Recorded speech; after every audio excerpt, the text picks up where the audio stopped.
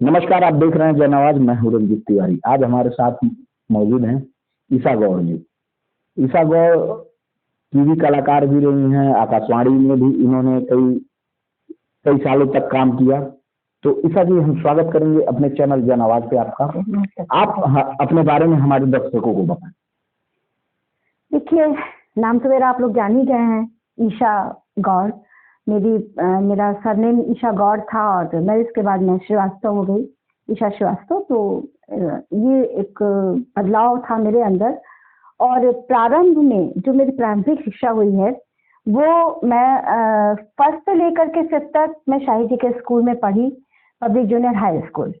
उसके बाद मैं 6 से लेकर इंटर तक मैंने एडी इंटर कॉलेज अयोध्या दास जिसको कहा जाता है, वहाँ मेरा सारा जो भी शैक्षणिक योग्यताएं थी, जो भी मेरा शैक्षणिक काल था, तो वहाँ तक कंप्लीट हुआ। उसके बाद फिर मैंने एमए किया, बीए किया और स्नातक मैंने विश्वविद्यालय से किया। और एमए में मैं हिंदी मेरा प्यारा बहुत अच्छा सब्जेक्ट मुझे हिंदी लगता है। साहित्य जिसको हम जब बड़े होते हैं तो हिंदी साहित्य में बदल जाता है। और साहित्य से मुझे बहुत लगाव था, इसलिए क्योंकि संगीत उससे जुड़ा हुआ था। और संगीत और साहित्य का एक बहुत सुंदर रिलेशनशिप है, बहुत सुंदर।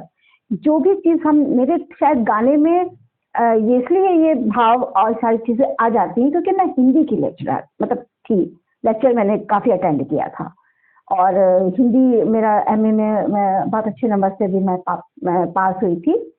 तो उसमें मेरा ये था कि हिंदी की अक्सर ही कविताएं वगैरह भी हुआ करती थी। अक्सर मैं उस समय मैं लिखती नहीं थी, मैं अपनी माँ की लिखी हुई कविताएं बहुत पढ़ा करती थी। और वहाँ पे एक सर थे हिंदी के थे, बहुत ही अच्छे थे। वो अक्सर मुझको इंकरेज करते थे, कहते थे कि तुम अपनी माँ की कविताएं लेती हो, तुम खुद भी लिखो, तुम इतना अच्छा लिखती हो। तो फिर मैंने पहली एक कविता लिखी, अभी इसमें तो मैं लिख नहीं बैठी हूँ। बहुत सुंदर, नारी एक अस्तित्व, मेरी बहुत अच्छी कविता थी। ऐसे मैं इंस्पायर हुई कि नारियों को भी कुछ करना चाहिए, नारियां इस क्षेत्र में आगे होना चाहिए उन लोग को। मैंने उसी पर एक कविता लिखी थी, समझ याद नहीं है, मगर मेरे उसमें होगा, मैं दे दूंगी, आप खरीदिएगा। ईशा जी, चलते चलते पहले आगे और भी बातें चलेंगी। हाँ। हमारे दर्शकों को कोई अपना लिखा हुआ गाना 2 लाइन सुना। देखिए, अपना लिखा हुआ गाना तो मैं कोई गीतकार तो मैं नहीं हूँ, और मगर ये है कि मैं जो भी मैंने रेडियो पर भी गाया है गाने, गजलों की विधा से थी मैं, तो वो दूसरे राइटर का ही लिखा हुआ उसमें गाना होता है। अपना जब तक आप रजिस्टर्ड नहीं होंगे आप उसके कोई गाने नहीं गा सकते हैं। हाँ, ये जरूर था कि मेरा खुद का, जैसे मैं कभी यूनिवर्सिटी में कभी मैंने गाया तो मैं अपनी माँ का लिखा हुआ ही गाती थी। जैसे उन्होंने इंदिरा जी पर लिखा था तो मैं गाती थी। ऐसे मुझे बहुत सारे लिखे तो हुए हैं, मुझे ऐसा याद नहीं आ रहा है। मैंने बहुत एक शायद नई सदी पे मैं लिखी थी, नई सदी आई है बार बार देखे हम उसको एक यादगार, ऐसे करके मैंने लिखा था और उसको मैंने गाया भी था बहुत पहले। 92 के सदी में आप चले गए, मुझे ले गए अब। तो ईशा जी, ये सब चीजें तो ठीक रही, लेकिन कहीं ना कहीं से जैसे संगीत के अलावा भी किस सेक्टर में जाने का, किस डिपार्टमेंट में जाने की रुचि थी आपकी? देखिए, अब मैंने ये सोच रखा था अपने लिए कि अगर जैसे मैं म्यूजिक के क्षेत्र में अगर मैं बहुत ज़्यादा नहीं कामयाब अगर हो पाई, वैसे जब तक मैंने जितना किया मुझे अपने में संतुष्टि थी, पर अब लोगों को मुझसे क्या अपेक्षा थी तो मुझे नहीं मालूम। मगर मैं ये सोचती थी कि मेरी बहुत अच्छी एयर होस्टेस बनने की मेरी अभिलाषा थी। मैं उसके लिए इंग्लिश भी मैंने ज्वाइन किया था कि मैं इंग्लिश स्पीकिंग अच्छी करूंगी, और मैं खूब घर में बैठ के बहुत सारे इंग्लिश के वर्ड्स में बोलती रहती थी, खूब तरह तरह से मुंह बना बना करके, जैसे होते हैं लोग इंग्लिश बोलते हैं बहुत अच्छे उससे। तो मैं ये कहती थी, तो मेरे घर वाले भी बोलते थे कि ये तुम तो गाना गाती हो कि क्या करती हो। तो मैं बोलती थी, मम्मी अगर मैं कभी भी नहीं बढ़ पाई, अगर म्यूजिक के क्षेत्र में मुझे मौका नहीं मिल पाया अगर, तो मैं एयर होस्टेस जरूर बनूंगी। मुझे पता नहीं कि बहुत अच्छा लगता था एयर होस्टेस बनना। ये म्यूजिक सेगमेंट में, म्यूजिक सेक्टर में या एक्टिंग में आने के लिए किसी न किसी से इंस्पायर्ड हुई होंगी तभी तो। कौन ऐसे व्यक्ति थे जिन्होंने आपको इंस्पायर किया कि आपको इस सेक्टर में आना है? इंस्पायर्ड की अगर बात आप करेंगे तो मेरा परिवार खुद मुझे बहुत इंस्पायर करता है। मेरी माँ बहुत मतलब उन्होंने कुछ किया नहीं है, मगर एक कहते हैं ना कि अंदर से जो एक चीजें होती हैं वो हमारे परिवार के इर्द कोई बाहर तो निकल के नहीं आया, पर अंदर से मेरी माँ से बहुत इंस्पायर हुई। मेरी माँ में नेचुरल ब्यूटी भी थी, नेचुरल चीजें भी थी। वो बच्चों के लिए कुछ कर नहीं पाई, मतलब जैसे बच्चे हम लोग कोई बढ़ाने में लग गई, वो खुद नहीं कर पाई। तो मुझे वहीं से मैं इंस्पायर हुई। मुझे ऐसा लगा नहीं, मैं जैसे कि शादी से पहले मुझे ये सब कुछ करना चाहिए, क्योंकि बाद की लाइफ नहीं कह सकती कि क्या हो सकती है। तो मैं शादी के पहले मैं ऐसी बहुत सारी चीजें खुद, मुझे जो मिलता था, जो भी था, मम्मी कहती थी एक लक्ष्य बना लो, उस पे चलो। तो मैं कहती थी नहीं मम्मी, मुझे सब करना, आज के जीवन में कोई एक चीज हासिल नहीं करना, मुझे अर्पण मौला बनना है, मैं ऑलराउंडर बनना चाहती हूँ, मुझे सब आए। तो मैंने म्यूजिक की भी हर विधा को टच किया है, क्लासिकल से लेके, क्लासिकल विधा हो उसमें भी मैं छोटा ख्याल, अगर आप सुनेंगे कभी तो आप देखेंगे कि उसमें मैं बहुत अच्छा काम है मेरा। उसके बाद लाइट म्यूजिक, गीत, गजल, भजन, उसमें भी मैं बहुत आगे आई। उसके बाद ये जो आपके लोकगीत, मैं जब हाई स्कूल तक मैं एडी में थी तो मैं खूब कजरी गाया करती थी। कजरी जो है वो लोकगीत भी है और लोक नृत्य विधा की तरफ भी मैं बढ़ी। तो जितने भी वहाँ पे फंक्शंस होते थे तो उसमें मैं लोक नृत्य और लोकगीत खूब गाया करती थी। पर लोकगीत तो भाई देखिए एक संस्कारिक चीज है, लोग अपने लोक से तो हर इंसान को जोड़ना चाहिए, है ना। तो मुझे ऐसा लगा कि मैं लोकगीत गा रही हूँ, कजरी गा रही हूँ, चैता गा रही हूँ, खूब अच्छा लगता था। ऋतु गीत भी मैंने उसमें डाला कि फागुन में क्या होना चाहिए। फागुन पे मैंने बहुत काम, मैं फीचर भी बने रेडियो पे। फागुन का गाना था, रंगाइब हम चुनरी एही फागुन में, रंगाइब हम चुनरी एही फागुन में, रंगाइब हम चुनरी एही फागुन में। ये गाना बहुत फीचर बड़ा चला था। हम लोग का फीचर ना वो किसी एक के लिए नहीं होता था, ग्रुप में बनता था।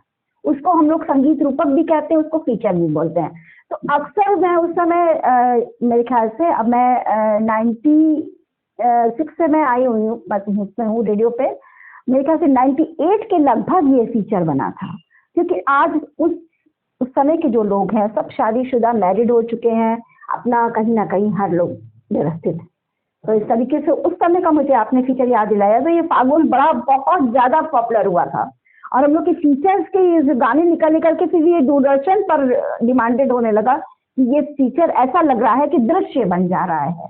तो जब दृश्य कोई चीज बनने लगती है तो आप ये चाहेंगे कि वो लिसनर से कम ज्यादा वो दिखे वो चीजें। तो फिर हम लोग का फागुन में बनने का था और फागुन के गाने बनेंगे, होली उसमें गाया जाता है। तो बहुत हुआ, मगर फिर बीच में जान रहे कुछ ऐसा, कुछ दूरदर्शन ही चेंज हो गया।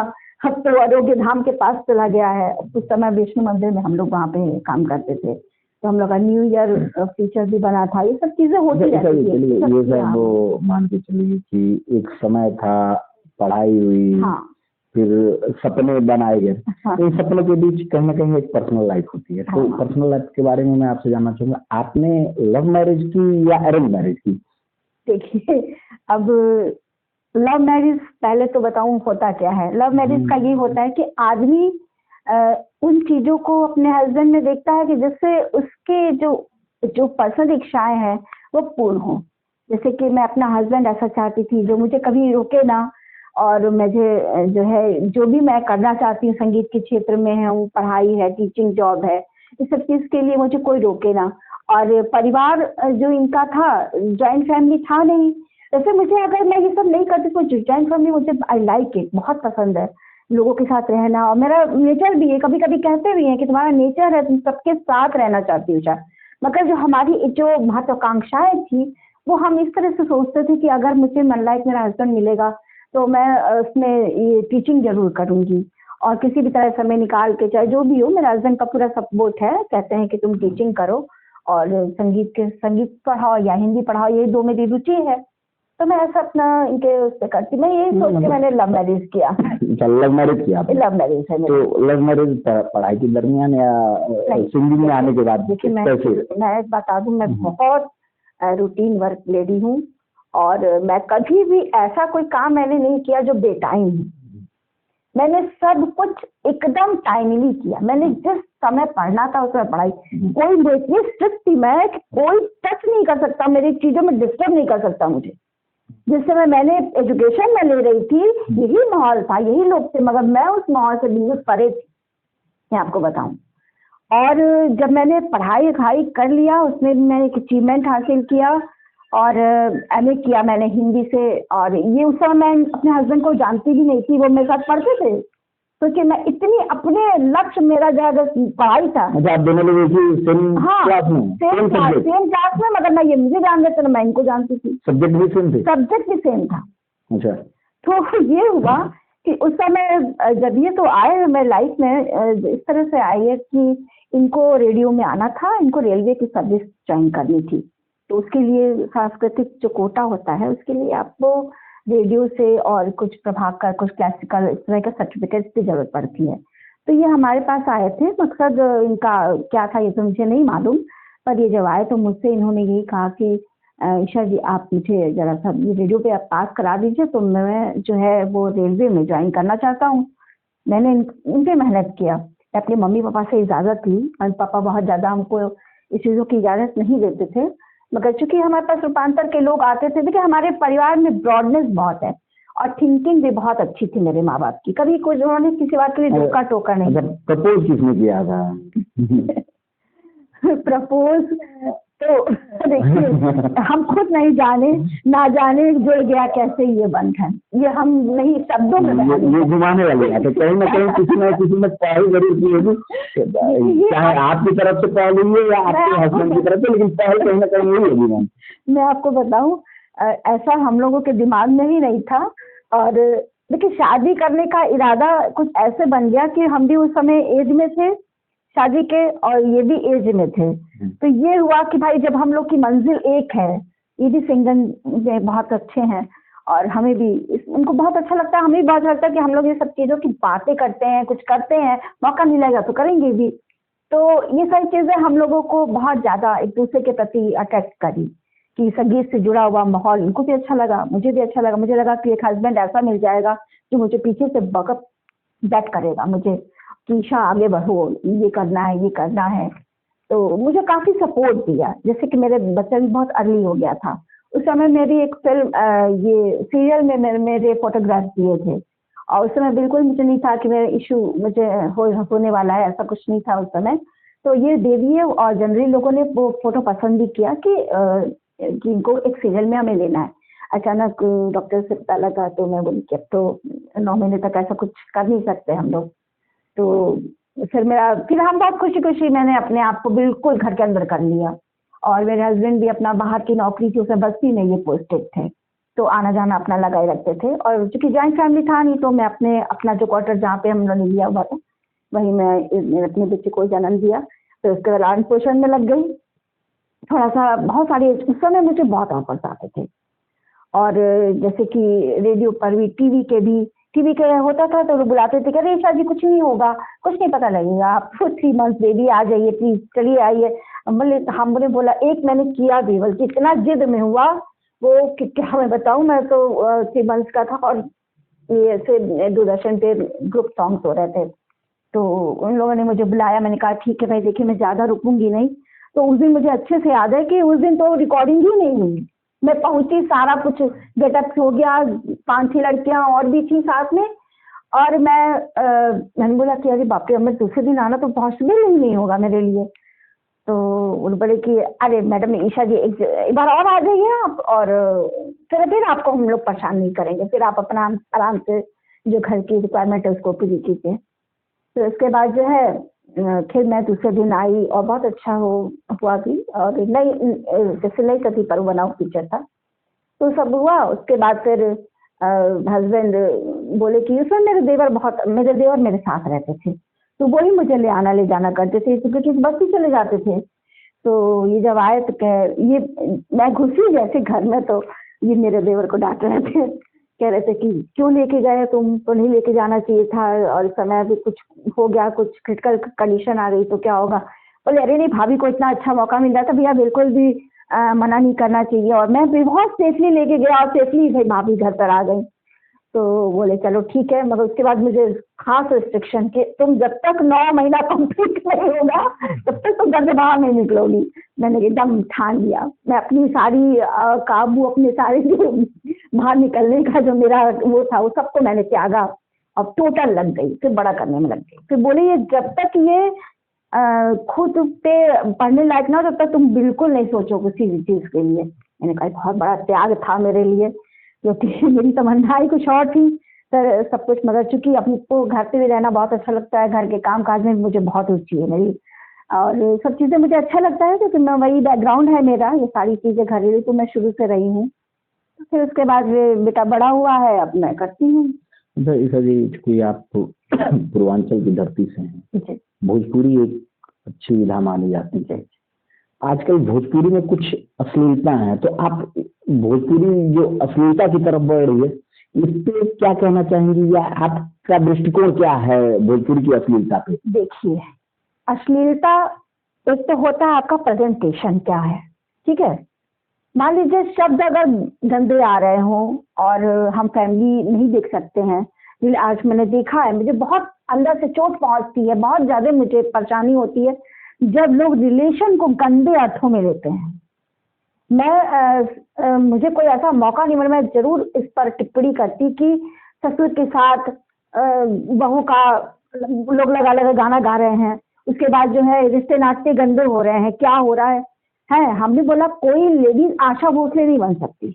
आशा भोसले अगर गा दे तो कोई उनको कहने वाला नहीं है, मगर अगर सिंपल लोग गा दें तो देखिए अभी अब महिलाएं घर के बाहर निकल आएंगी कि देखिए वो तो कितना गंदा गाना गा रही हैं। ससुर के पास कहाँ कभी बहू सोती है, या कभी देवर भौजाई को तो आज की बात नहीं, पता नहीं कब से लोग लगा लगा के, जबकि वात्सल्य क्यों नहीं एक बेटे से, जब एक भाभी का या बेटे माँ के रूप में, क्यों नहीं भाभी माँ के रूप में देखी जाने लगती है। वो वात्सल्य हमारा भाभी बन करके भी तो देवर के प्रति उमड़ सकता है ना। तो उन चीजों को देखिए, हम तो बहुत, मुझे तो जब इस तरह के बनते हैं ना अश्लील गाने तो मेरा दिमाग भड़क जाता है बुरी तरह से, मैं आउट ऑफ कंट्रोल हो जाती हूँ। क्योंकि रिश्तों में बहुत क्लियरिटी होनी चाहिए, रिश्तों में बहुत सफाई होनी चाहिए और रिस्पेक्ट होना चाहिए। अगर आप ससुर हैं, ठीक है, मान लीजिए कि बहू बहुत तेज आ गई, सास थोड़ी नहीं है, उतनी पढ़ी लिखी नहीं है, दवाई मांग रहे हैं ससुर कि ये बहू जरा दवाई दे दो। अरे दवाई दे दो तो वो चीज बहू अपनी सास को भी तो समझा सकती है, माँ जी, एक संबोधन होता है ना कि माँ जी ये बाबूजी को ऐसे दे दीजिएगा, इस समय दे दे। इतना तो सास अनपढ़ नहीं है ना, इतना तो कर सकती है ना। मगर अरे बहू कहाँ हो जो है तुम हमको दवाई दे दो। तो ये सारी जो रिलेशन है ना, जो इस तरह के लोग टिप्पणी करते हैं, सास और बहू का रिलेशन नहीं सही है, या तो गंदे अर्थों में जो हो रहा है प्रदर्शन, मुझे बहुत तकलीफ होती है। मुझे बिल्कुल आप लोग के समय में भी भोजपुरी विधा हुआ करती थी, भोजपुरी के अच्छे गाने होते थे, गाने अच्छे सिंगर हुए हैं। जब आपका भी कोई पसंदीदा गाना भोजपुरी का हो तो हमारे दर्शकों को दिलाएं। देखिए, हमको तो भी मैंने हमारा अंगना फिल्म मैंने किया था, और उसमें एक मुझे बहुत अच्छा लगता है, थोड़ा सा जुदाई भी है और थोड़ा अच्छा भी है, बहुत अच्छा। वो फिल्म ही मुझे बहुत अच्छी लगी थी, उसका टाइटल सॉन्ग मुझे मिला था, मगर मुझे उसके गाने जो अन्य लोगों ने भी गाए वो भी मुझे बहुत पसंद आया था। जैसे एक गाना था, तू काहे को तड़पावेलू, पागल हमें बनावेलू। तो कुछ उसमें इस गाने में पूरा तो मुझे नहीं याद है, ये लाइन मुझे बहुत अच्छी लगी, काहे को तड़पावेलू, पागल हमें बनावेलू। कहने का अर्थ ये है कि जब हमारा हस्बैंड वाइफ का मिलन हो रहा है तो वहाँ तड़प तो कोई मायने नहीं रखती है। जब रोज का साथ है तो तड़प तो बिल्कुल नहीं जा रहा। मगर गाना हमें इतना अच्छा लगता था तो मैं सोचती थी कि गाना इतना अच्छा सुर लय में बंधा हुआ है कि लोग उसको उसी तरह से देखें। चूंकि हम लोग पूर्वांचल से हैं जी, और भोजपुरी विधा की बात हो रही है, भोजपुरी का कोई एक सिंगर ये आपको बहुत अच्छा लगता? देखिए, हम तो भोजपुरी गए, चूंकि मेरी जमीन भोजपुरी है तो मैं फेवर करती हूँ, मगर मुझे भोजपुरी की बहुत सारी चीजें मुझे पसंद ही नहीं आती, मैं आपको बता। मतलब फिर भी कोई तो होगा ऐसा, तमाम ऐसे नाम हुए जिन्होंने भोजपुरी को एक लेवल दिया है। देखिए, एक अंजू सिंह आ रही है, उनका मुझे बहुत पसंद आता है। अच्छा। अंजू सिंह के गाने हैं, उनके गाने मुझे ऐसे तो याद नहीं आ रहे हैं, पर अंजू सिंह के गाने कुछ हद तक, अंजू सिंह जो है वो असलियत गाती है, ना कि असलियत। अच्छा। मैं दोनों में अंतर करना चाहूंगी। अश्लीलता अपनी जगह है, असलियत अपनी जगह है। असलियत मतलब फैक्ट, जो हो रहा है उसी को गा देना, ये असलियत है। अगर हमें जैसे देवर के ऊपर गाना है तो साची कहे तोरे आवन से हमरे अंडा में आयल बा, ये सच है। हाँ, इस देवर अपने भाई से ज्यादा खुश होता है भाभी के आने पे, ये सच है। ऐसे आप कहीं भी अश्लीलता नहीं पाएंगे। मगर वही कितने, मैं तो खुद बहुत क्रोधित हो जाती हूँ जो आजकल के रिश्तों में, भोजपुरी रिश्तों में जो ये गंदगियां आ रही हैं। अब गंदगी क्या कह रहे हैं, मर्यादा ही नहीं रह गई है, तो गंदगी तो बहुत दूर की बात है। गंदगी को साफ किया जा सकता है, पर मर्यादा का अगर उल्लंघन हो जाए तो उसको कोई नहीं ठीक कर सकता। उसको स्वयं मिल बैठ करके आपस में हम लोग को भोजपुरी विंग बनाना चाहिए, क्योंकि हमारी सरजमी उत्तर प्रदेश है। सब लोग को बैठना चाहिए कि किस तरीके से अध्यक्ष बने हुए हैं मगर इसका काम ही नहीं होता है। हमको बहुत गुस्सा आती है, मुझे पद मिल जाए तो मैं अभी एक कमेटी बनाऊं और सारे भोजपुरी आर्टिस्ट को बुलाऊं और सारे लोगों को, और ये बताऊं कि क्या चीजें हमें इसमें नहीं करनी है और क्या करना है। ये दोनों चीजें होना चाहिए। तो मुझे फिलहाल ऐसा कोई पद तो नहीं मिला हुआ है, मगर मैं कुछ उससे बोलती भी नहीं हूँ बहुत ज्यादा।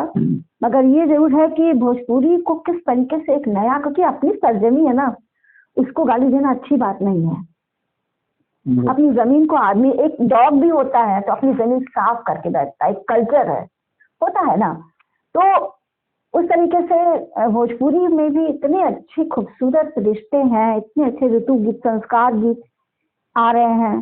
तो आज पता नहीं क्या, अभी तो एक दूरदर्शन पे एक थी चंदना चक्रवर्ती करके, उन्होंने पता नहीं क्या मनुआ में गाना था, मनुआ में गेह करला, ऐसे करके कुछ लाइन थी। उन्होंने अपना रिप्रेजेंट, इतना बहुत समय पहले की बात है, इतना खराब, अब तो उनकी शायद डेथ भी हो गई है, खराब उन्होंने प्रेजेंटेशन दिया। मैंने सुना तो मुझे थोड़ी देर के लिए मैंने कहा कि अरे हमारे दहिया के गेह खिल गले। अब उन्होंने इस टाइप से उसको, उन्होंने देखे दहिया के गे खिल गलने का एक अलग मतलब भी नहीं। इसे से हम मिलते हैं, हमें बहुत आवाज खुशी होती है ना, उसको गलत वे में नहीं लेना चाहिए, समझ है ना। तो हम किसी से मिलते हैं, कोई जरूरी नहीं है कि मैं हस्बैंड को रोज देखती हूँ खुल जाती हूँ, कोई जरूरी नहीं है।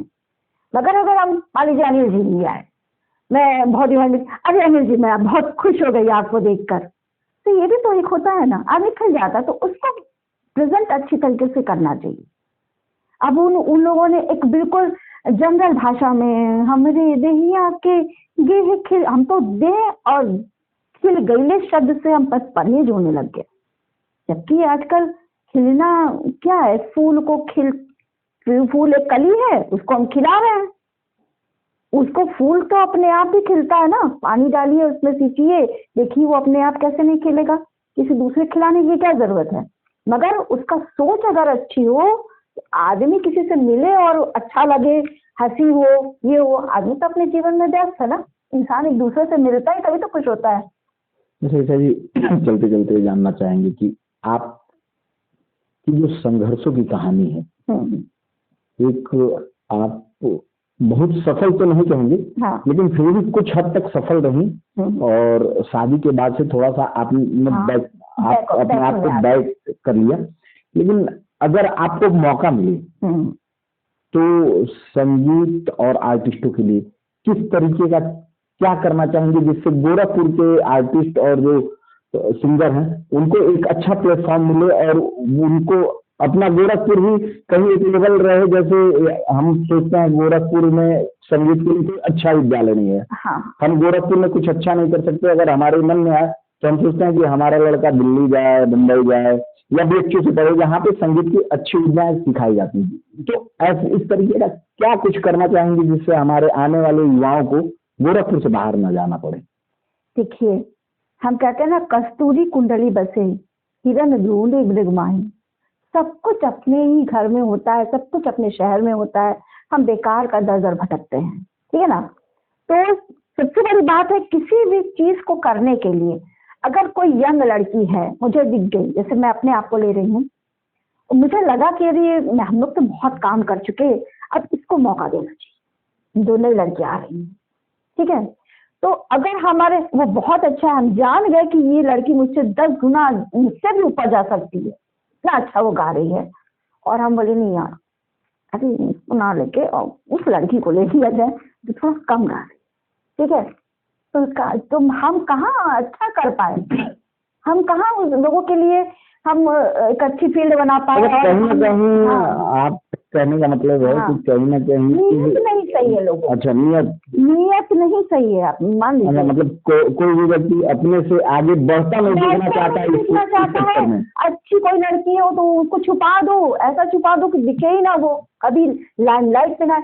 मगर चीज बता दे रहे हैं, गोरखपुर में कुछ इस तरह की भी चीजें हो रही हैं, तो ये भी हो रहा है कि बाहर के लोग खोज रहे हैं, बॉलीवुड के लोग खोज रहे हैं। क्यों खोज रहे हैं? गोरखपुर खोजे नहीं रहे अच्छे आर्टिस्टों को, तो बाहर के लोग खोजेंगे ही। और फिर हम क्यों बाहर के लोगों को बोलें? देखिए हमको इस बात में थोड़ा सा बुरा लग जाता है, इसलिए बुरा लग जाता है कि आपके गोरखपुर में इतनी महान प्रतिभाएं हैं, वो लोगों, बाहर के लोगों को क्या पता लगता है कि गोरखपुर में इतने अच्छे लोग बैठे हुए हैं, इतने अच्छे लोग काम कर रहे हैं, इतने अच्छे लोग सिंगर हैं। बाहर से, घर के लोगों से नहीं पता लगे, बाहर के लोगों से तो कितनी बड़ा ये मतलब इसके लिए कुछ शब्द नहीं है मेरे पास कि लोगों को जानना चाहिए। यहाँ के अध्यक्ष हैं चेता सिंह, उनको, उनके लिए भी मैं इस न्यूज से बोलूंगी कि जो पुराने हैं वो तो है ही है, हम लोग तो पुराने हैं, हम लोग को बार बार बुलाने से कोई फायदा नहीं है। आप नए लोगों को चांस दीजिए। गोरखपुर महोत्सव में आप देखिए, तब भोजपुरी की बहुत समय से कल्पना नहीं आई थी, कल्पना बुलाया गया, भोजपुरी में काम ही नहीं होता था, लोक गायिका लोक गायिका लोक गायिका, लोग बस से कजरी गा लीजिए, चेता गा लीजिए, फागुन गा लीजिए, वो गा लीजिए, ये सब हो रहा था। अभी मेरे अंदर से क्रोध था, वो कहाँ तक मेरी आवाज पहुंची, मैं तो घर में ही हूँ, पर मैं जानती हूँ कि मेरी सोच है, अगर लोग सोचेंगे तो कुछ अच्छा ही होगा। इसलिए कि फिर कल्पना जी आई, अनुपमा यादव जी आई, और कल्पना जी के, मैंने देखा है कि कल्पना जी थोड़ा सा अपना सुर बदल लिया उन्होंने, और ये सुर उन्होंने बदला, थोड़ा मर्दाना टाइप का गा रही हैं, ठीक है। पता नहीं वो क्या अपने गाने से ये करना चाहती हैं, तुम्हारा मालूम नहीं, मगर ये है कि इस समय सबसे अच्छी आर्टिस्ट भोजपुरी की आशी मिश्रा जी को, आशी मिश्रा जी, उन्होंने, मैंने उनका एक ही शो अभी देखा, एक जगह शादी में अटेंड करने गई थी, और इतना सुंदर प्रेजेंटेशन, आवाज बहुत अच्छी नहीं है आशी मिश्रा जी की, भोजपुरी में गाने से कुछ खास उनके अंदर आ जाता है, मगर क्या उनका प्रेजेंटेशन है कि वॉइस भी उनको मिल जाती है, भगवान की खुदा के हाथ से बहुत अच्छा। और शिप्रा दयाल, यही दो मैं भोजपुरी में मान ली, और कोई भोजपुरी में काम ही करने वाला नहीं है। चाहेंगे कि आप हमारे युवाओं के लिए जी कोई ऐसा संदेश दे।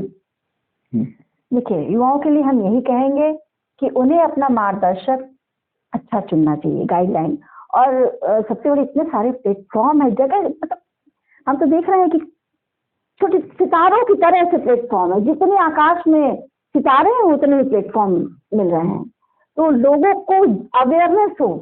आजकल के जो नवयुवक हैं वो अवेयर हुए, और यूट्यूब के माध्यम से इतने सारे ऐप्स हैं, स्टार मेकर है, यूट्यूब है, इसके माध्यम से अपने आप को पहले तो पहचाने, पहले तो अपनी प्रतिभा को पहचाने, मैं क्या कर सकती हूँ, क्योंकि आजकल के गाइड में कोई ये नहीं कह कहेगा कि अरे भाई तुम बहुत अच्छा भजन गाती, तुम भजन ही गाओ।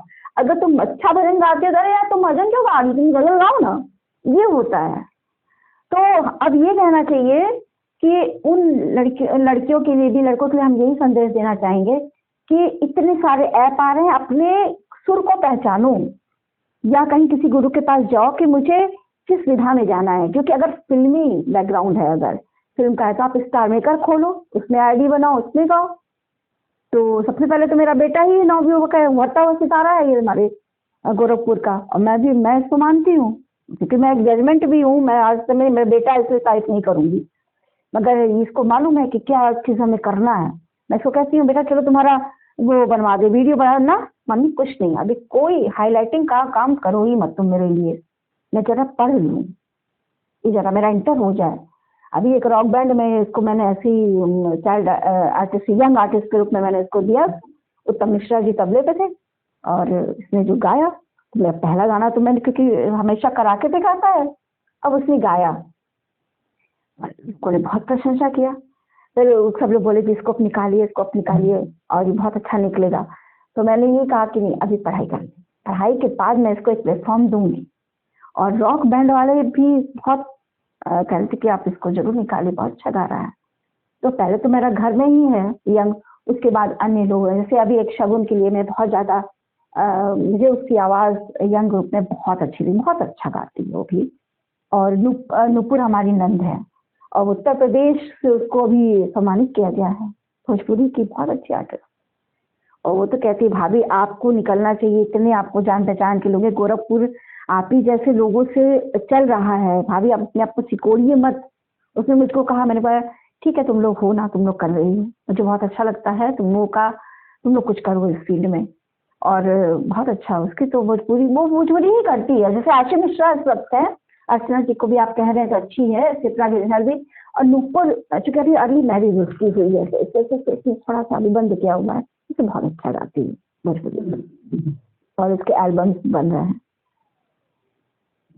हमारे साथ मौजूद थे ईशा गौड़, जिन्होंने बताया भोजपुरी केवल मर्यादाओं को तार तार करने की एक विधा रह गई। धन्यवाद।